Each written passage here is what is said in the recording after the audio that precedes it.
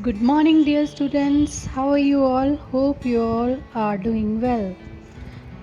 Today's slide, Class 12th, Part 3, Pressy Writing by Department of School Education, Punjab, India. As you can see in the beginning, the same points are there that we have already discussed, guidelines and essential points of a good pressy. Precis writing ਦੀ ਅੱਜ ਦੀ slide ਦੇ ਵਿੱਚ ਤੁਹਾਡਾ ਸਵਾਗਤ ਹੈ ਬੱਚਿਓ। ਸ਼ੁਰੂ ਦੇ ਸਾਰੇ ਪੁਆਇੰਟ ਉਹੀ ਹਨ ਜੋ ਪਿਛਲੀਆਂ ਵੀਡੀਓਜ਼ ਵਿੱਚ ਹਰ ਰੋਜ਼ ਡਿਸਕਸ ਕੀਤੇ ਗਏ ਹਨ। So I go through it quickly but I will not explain it in Punjabi. You can see the Punjabi explanation in earlier videos.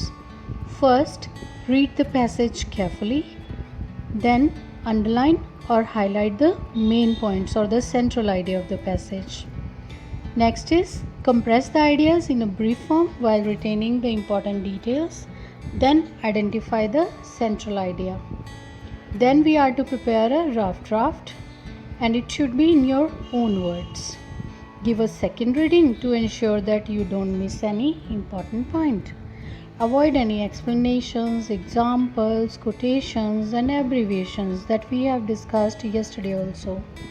It must be written in indirect form of speech. It means the original dialogues are not to be written and it should be in the third person. I, we, you, these persons should be avoided. Calculate the total number of the words and write pressy in approximately 1/3 of the total words. So we have already discussed how to find out the number of the words. Give a suitable title to the pressy. Okay, that's all about the guidelines. Now today, this is the paragraph exercises for practice.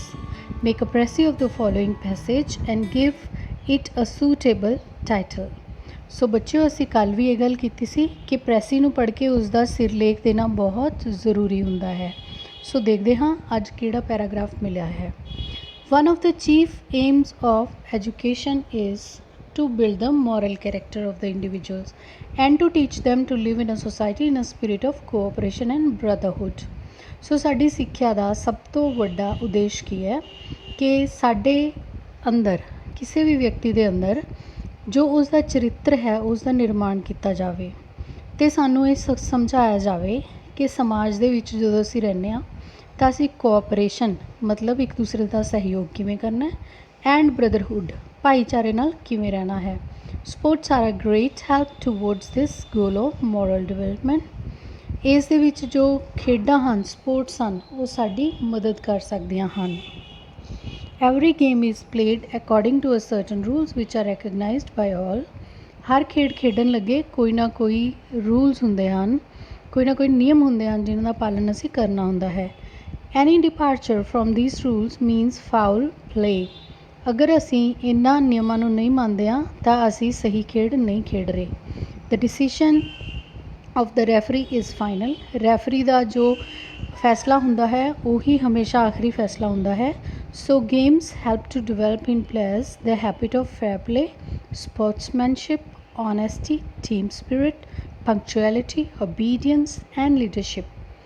ਇਸ ਲਈ games ਨਾਲ ਖੇਡਾਂ ਨਾਲ ਸਾਨੂੰ ਕੀ ਕੁਝ ਮਿਲਦਾ ਹੈ, ਅਸੀਂ ਇਮਾਨਦਾਰੀ ਨਾਲ ਖੇਡਣਾ ਸਿੱਖਦੇ ਹਾਂ, ਸਾਡੇ ਅੰਦਰ ਖਿਡਾਰੀ ਭਾਵਨਾ ਆਉਂਦੀ ਹੈ, ਅਸੀਂ ਇਮਾਨਦਾਰ ਬਣਦੇ ਹਾਂ, ਟੀਮ ਦੇ ਪ੍ਰਤੀ ਭਾਵਨਾ ਆਉਂਦੀ ਹੈ ਅਤੇ ਅਸੀਂ ਪੰਕਚੁਅਲ ਹੋ ਜਾਂਦੇ ਹਾਂ, ਸਮੇਂ ਦੇ ਪਾਬੰਦ ਹੋ ਜਾਂਦੇ ਹਾਂ, ਓਬੀਡੀਐਂਸ ਆਗਿਆਕਾਰੀ ਬਣ ਜਾਂਦੇ ਹਾਂ ਅਤੇ ਲੀਡਰਸ਼ਿਪ ਸਾਡੇ ਅੰਦਰ ਦੂਜਿਆਂ ਦੀ ਅਗਵਾਈ ਕਰਨ ਦੇ ਗੁਣ ਆ ਜਾਂਦੇ ਹਨ।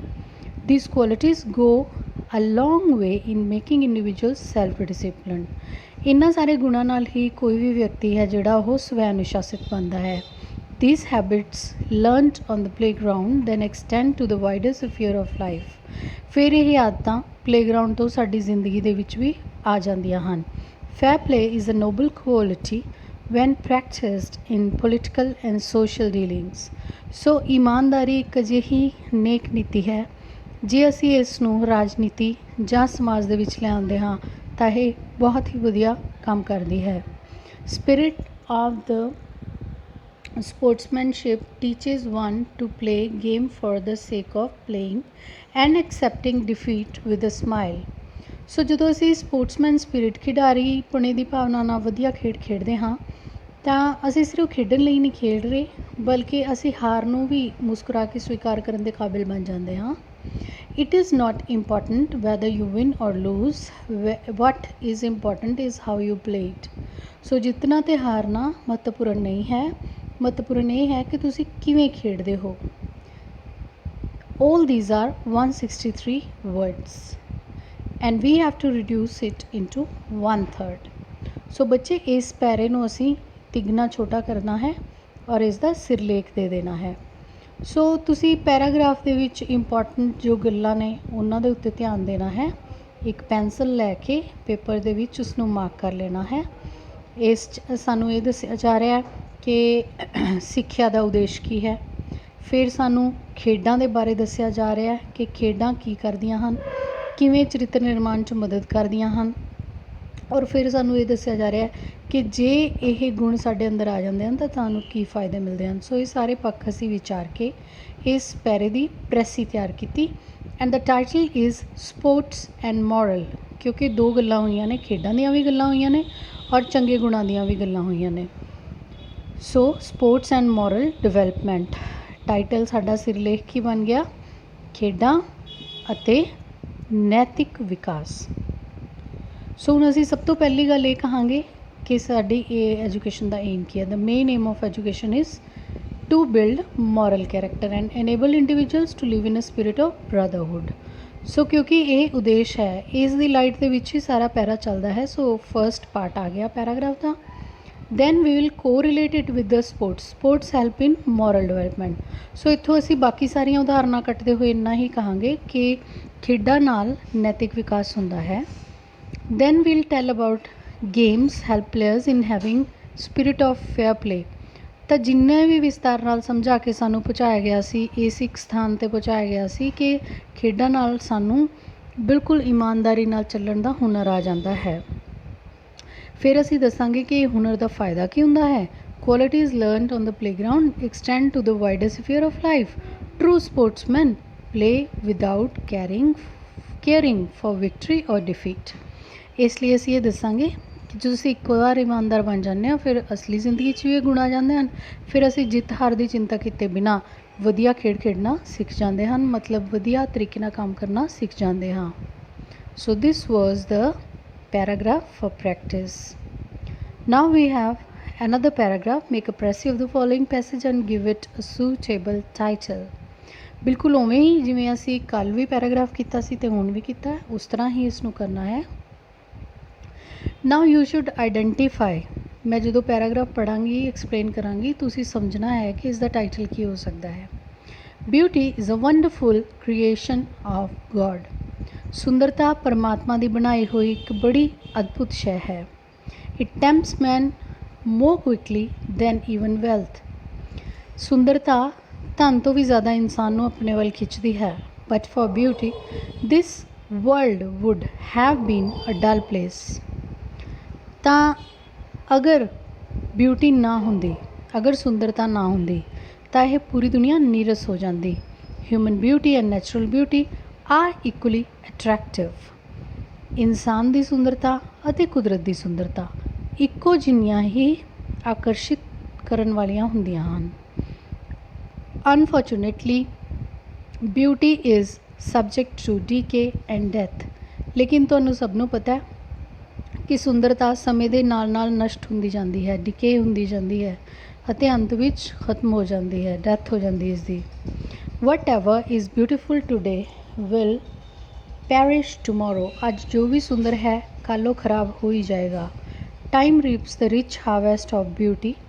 ਸਮੇਂ ਦੇ ਨਾਲ ਇਹ ਜਿਹੜੀ ਸੁੰਦਰਤਾ ਹੈ ਘਟਦੀ ਜਾਂਦੀ ਹੈ। None can escape its grip and sickle. ਕੋਈ ਵੀ ਸਮੇਂ ਦੇ ਪਕੜ 'ਚੋਂ ਬਚ ਨਹੀਂ ਸਕਦਾ। Nothing in this world enjoys permanent beauty. ਇਸ ਸੰਸਾਰ ਦੇ ਵਿੱਚ ਸੁੰਦਰਤਾ ਕਦੇ ਵੀ ਹਮੇਸ਼ਾ ਲਈ ਨਹੀਂ ਰਹਿ ਸਕਦੀ। A beautiful flower blooms only for a day or to.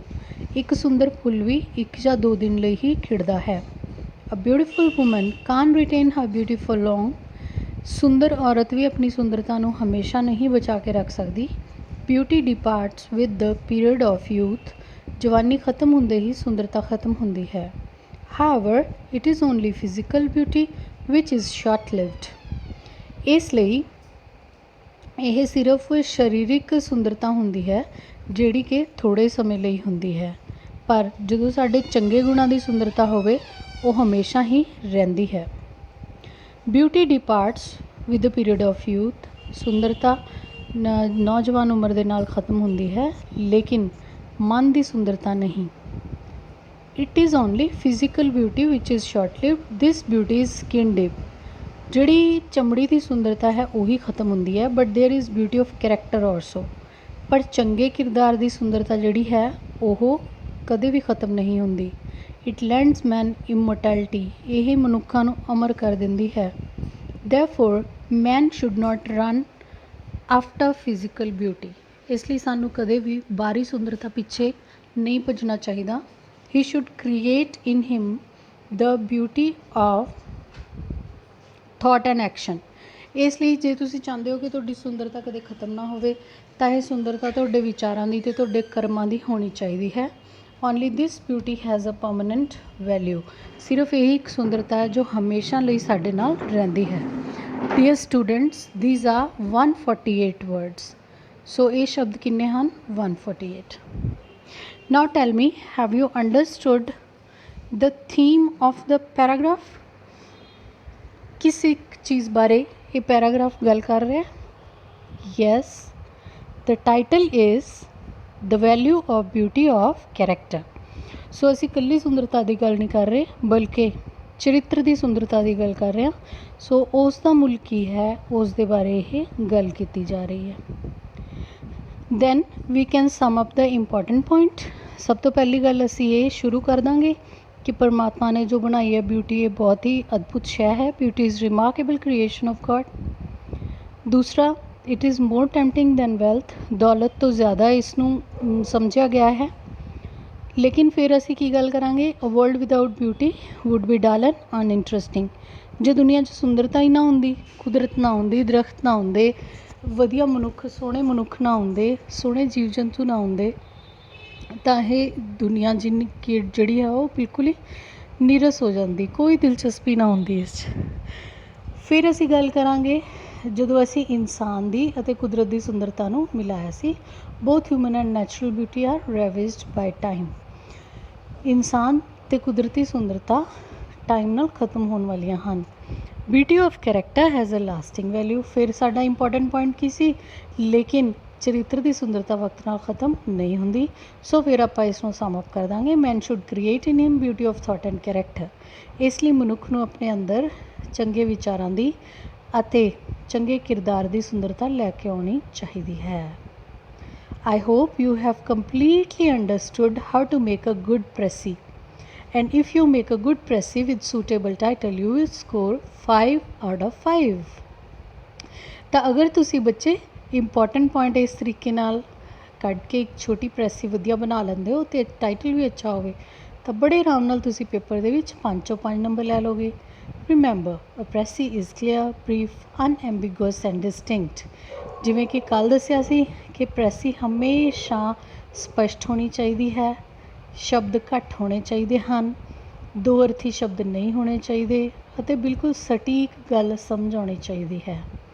Once again, today's slide has been prepared by Miss Gurmeet Kaur, lecturer in English, Government Senior Secondary School, Maqsooda, Jalandhar, and vetted by Miss Anurag Sidhu, lecturer in English, Government Senior Secondary School, Ramgarh Phuda, SAS Nagar, under Padho Punjab, Padhao Punjab project, English।